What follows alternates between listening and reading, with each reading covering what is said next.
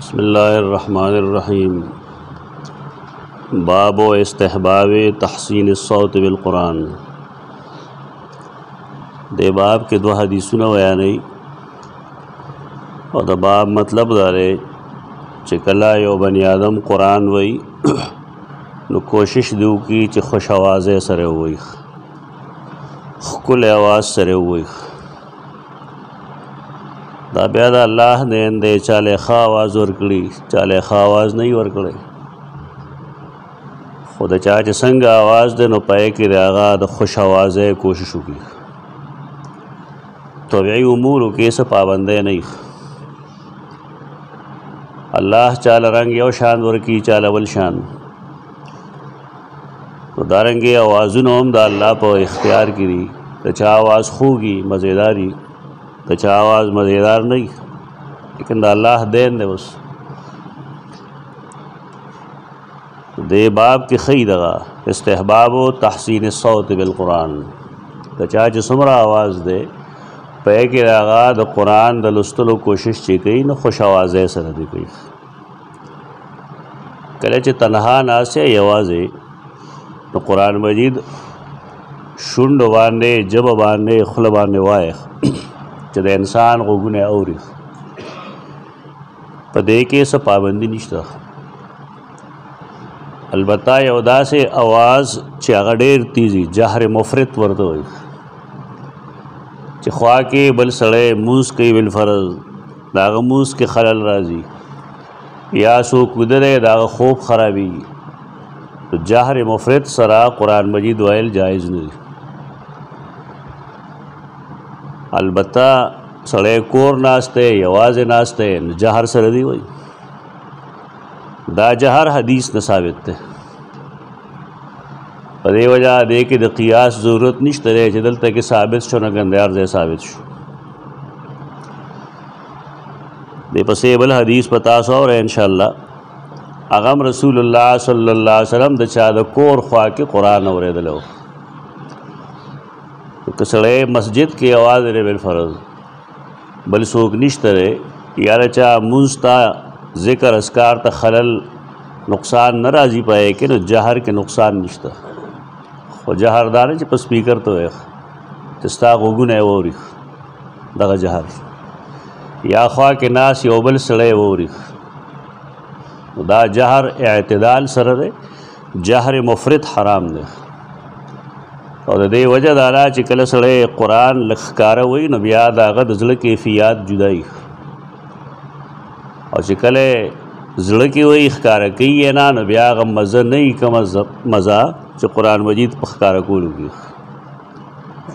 दादा अल्लाह रब्बुल इज़्ज़त खपल नबी ता तो दे पबाब की खबरी कड़ी ना खबर मुग्ध खीफ आ खबर दा सय्यदना अबू हुरैरा रज़ी अल्लाह अन्हु रिवायत के आ फरमाई रसूलुल्लाह सल्लल्लाहु अलैहि वसल्लम फरमायल लम याज़निल्लाहु लिशैइन लम याज़न वग न दे के खुद ले अल्लाह लिशैइन हिस्सा मा अज़न लिनबी सुमरा वक्त चा के खुद ले दे द नबी करीम सल्लल्लाहु अलैहि वसल्लम खबर दा आई ये तगन्ना बिल कुरान चागा प खुशिलखाने वाने कुरान लुली अल्लाह दा हर खबरें औरिदुन करे सईदा आयशा यो तफसीली हदीस ते पे के अगर फरमाई च सुमरा आवाज़ुन दी दा टोल आवाज़ुन अल्लाह एट टाइम और अगर ये वक्त सोचो का इरबुना किरबुना आवाज़ुन वही अल्लाह हर आवाज़ हम पीजनी और हर आवाज़ जवाब मोर गई दागे वयुन के मुस्मिउल अस्वात ते अल्लाह अल्लाह सिफतुना दे इंसान द सोच न ढेर बाला बालाई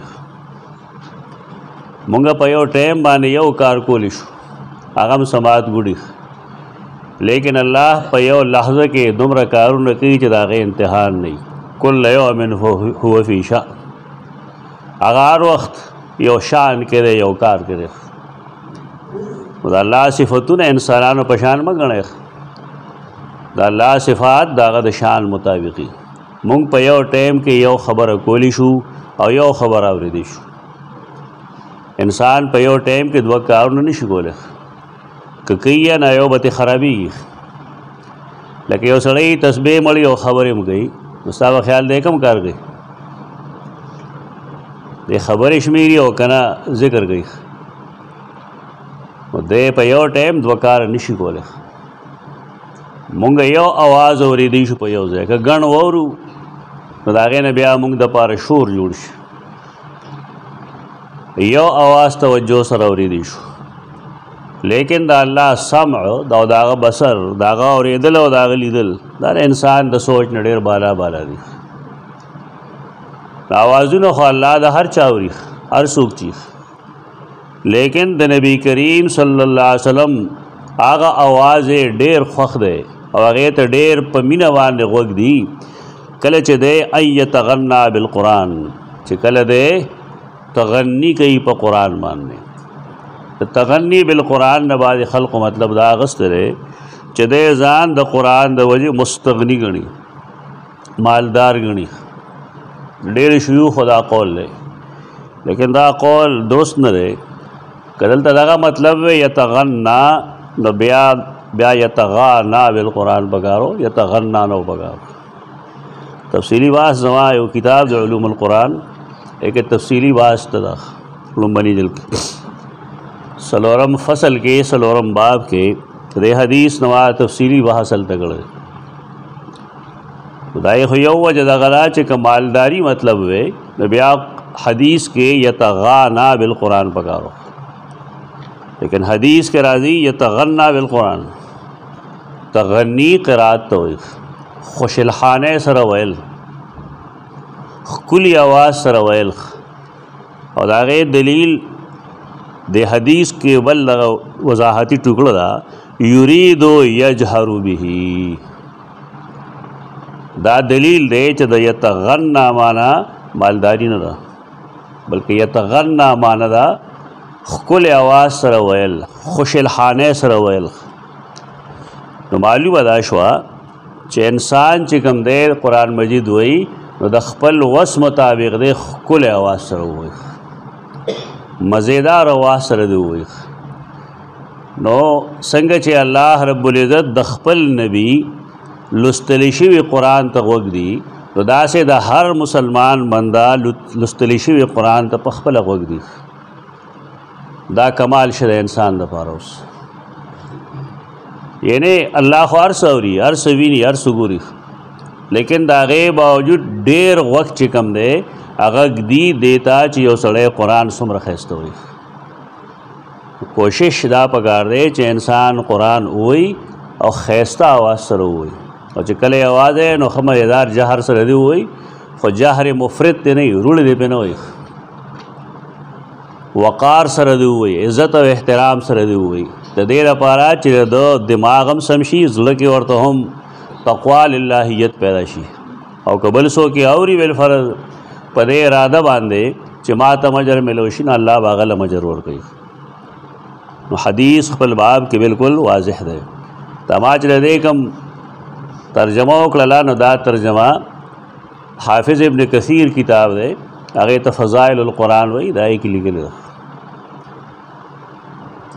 عام خلک د دې دا معنی نه کوي، او دا اعتراضونه د روایت باندې کوم چې کوي خلک چېرې یتغنا باندې مالداري استغنا کول فلان فلان، دا ټول اعتراضات هغه کړي.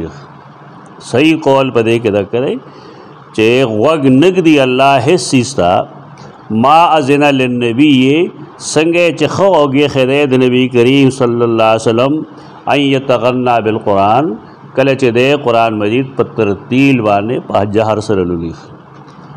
او احادیثو نه معلومه ده دا روایت چې کوم دی ورپسې چې کوم راځي د سیدنا ابو موسی اشعري، هغه هم د دې دلیل دی. او حدیث کې راځي چې سیدنا جبیر بن مطعم رضی الله تعالی عنہ مکہ مکرمه کې رسول الله صلی الله علیه وسلم په منځ کې د ماښام والطور لستو، والطور و کتاب مستور فی رق منشور. جبیر بن مطعم رضی اللہ عنہ هغه وخت کې لا مسلمان نو، په هغې حالت کې هغه د نبی کریم صلی الله علیه وسلم نه سورة الطور د ماښام په منځ کې واورېد.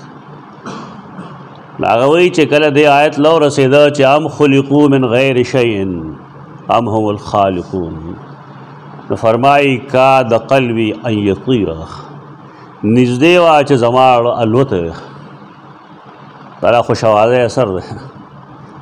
څه خو د قرآن مجید مضمون هم داسې دی دلته کې چې دا خلک الله ته نیغ کېږي، برن کېږي، نو دی ګوري نه چې دی خپل ځان په خپله پیدا کړی دی که دی په خپله پیدا شوي دی، زوره نه یې ورکړې ده. نو هغه ځای کې هغه وایي چې کا د قلبي ان یطیره، نږدې وه چې زما زړه الوته دی. نو څه مطلب شو؟ یو دای سړی چې عربی باندې پوهېږي د هغه ژبه ده، اگر چې هغه مسلمان نه دی خو د قرآن په مطلب پوهېږي او دغه د هغه د ایمان سبب شو چې هو دا څومره زبردست کتاب ده. زمونږ خلک د قرآن په مضامینو ایمان نه راوړي، د هغې وجه دا ده چې پوهېږي به نه بیچارهګان. د پوهېدو کوشش یې کولی هم به ښه وي، پوهېدو کوشش هم نه کوي او پوهېږي هم نه، په دې وجه د قرآن مجید څه اثر پې نه ښکاري، د قرآن ځان له یې وسري. سړی چې قرآن مجید لولي د الله کلام نه ده، نو د الله د کلام ډېر زیات اثرات انسان باندې، دکې عبادت گزاری، لکې تقوی، للہیتی، لین دین صاف ستھرائی، متکبر نہیں، کو گوگ نه ګرځي. دا ډېر خلق موږ داسې وینو چې قرآن لولي ښي هم، لیکن د هغې کړو وړو کې او د فرعون په کړو وړو کې څه فرق نه وي. نو دا موږ ته ذمه داري ښیي چې د قرآن د لوستلو مقصد هغه په قرآن باندې عمل کول دي. تش دا نه چې دی واورېده په بل غوږ دې وباسه خبره ختمه شو، دا یو ذمه داري هم ده. نو تحسین الصوت چې کوم دی د قرآن د اورېدو د دې خپله یو مزه، خوش اوازۍ سره، خوشالخانۍ سره د قرآن لوستلو او د اورېدو خپله مزه ده او دا سنت عمل دی. دیو جنا موږ مخکې ویلي چې رسول الله صلی الله علیه وسلم ابی بن کعب ته ویلي چې الله فرمایي د ته ووایه تا ته قرآن وایي. هغه ویل وسماني الله زما نوم اخیستی دی، یعنې هغه نه فرمایش کړی دی چې ما ته قرآن ووایه. قرآن اورېدل دې کې هم ثواب دی، اجر دی، قرآن لوستلو کې هم اجر دی. اقول قولي هذا استغفر الله لكم ولسائر المسلمين. اللهم صل على محمد.